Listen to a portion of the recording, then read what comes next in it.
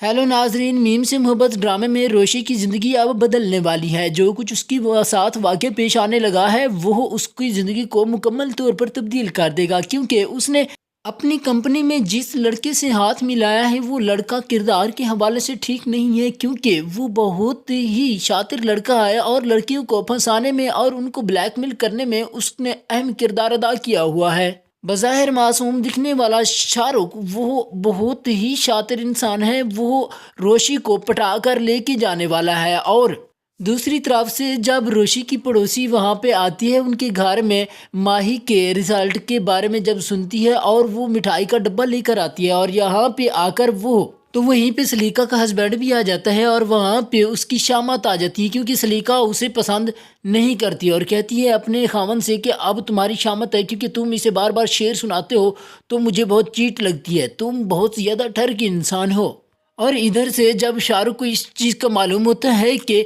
इनकी जो फैक्ट्री है, फैक्ट्री में जो कैमरे हैं वो बंद हो चुके हैं, तो वो अपना अहम किरदार अदा करने के लिए नौशी को यूज़ करना चाहता है। और उसके लिए वो क्या करता है, बहुत ही अहम सीन है, क्योंकि उसके जहन में यही चीज़ होती है कि रोशी जो है ये बहुत ही बेवकूफ़ इंसान है। अब इसको इसमें अपने रूम में या अपने जो ऑफिस है उसमें बिठा कर इसके साथ गलत हरकत, गलत किरदार करूँगा और मैं अपने दिल की हवस पूरी कर दूंगा। तो इसके लिए वो बार बार रोशी को बहुत ज़्यादा तंग करता रहता है और कॉल करता है। रोशी भी अभी मासूम है, उसे इस चीज़ का मालूम नहीं होता,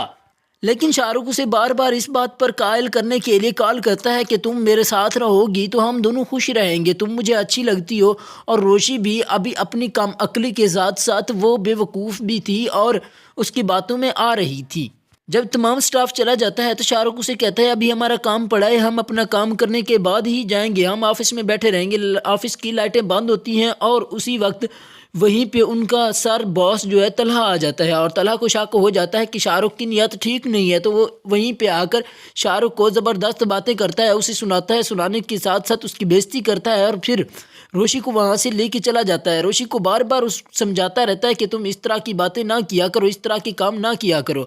अच्छे नहीं लगते और तुम अभी मासूम हो, तुम्हें इस बात का मालूम नहीं और आज से आइंदा किसी भी मेल फेलो से तुमने नहीं बैठना। क्योंकि रोशी ने इस तरह के कभी हालात देखे नहीं थे तो वो ये बातें सीरियस नहीं लेती और फिर भी वो शाहरुख से राब्ते में रहती है। शाहरुख उसे बार बार कॉल करता है, वो भी उसका जवाब देती रहती है और शाहरुख को तमाम तर जो बातें उसको उसके बॉस तलहा ने की थी उसके हवाले से उसे बताती है, तो उसको भी मालूम हो जाता है रोशी अभी मैच्योर नहीं है, उसे मालूम नहीं है कि मैं उसके साथ क्या करने वाला हूँ। और उसी के साथ साथ वो रोशी को कॉल करता है और कहता है कि हम अपना इकट्ठे काम करेंगे, लेकिन रोशी उससे कहती है कि मेरे बॉस ने मुझे कहा है कि तुम अलग से काम किया करो, इस तरह से अच्छा नहीं है। तो वो वहाँ से फिर चली जाती है। जब ब्रेक टाइम वो बाहर जाती है तो वहीं पर तलहा के वालिद साहब मिलते हैं और वालिद साहब जब मिलते हैं तो अपन तलहा के वालिद से मिलकर खुश नहीं होती जैसा कि पहले खुश हुआ करती थी। तो वो गमगीन हालत देखकर उससे पूछता है तुम इस तरह से क्यों अपनी शक्ल बना रखी हो, तुम तो मुझे बहुत अच्छी लगती हो और मेरी बेटी हो, इस तरह की शक्ल तुम्हारे मुंह पर नहीं जचती। तो वो उसे तमाम तर माजरा बताती है और साथ साथ ये भी बताती है कि जो डॉक्टर के साथ मीटिंग होनी थी वो तमाम तर मैंने कराई है, उसके लिए मुझे शुक्रिया अदा करना चाहिए था सर का, लेकिन उन्होंने फिर भी मुझे डांट दिया है। उस हवाले से चूँकि तलहा ने अपने वालिद साहब से झूठ बोला था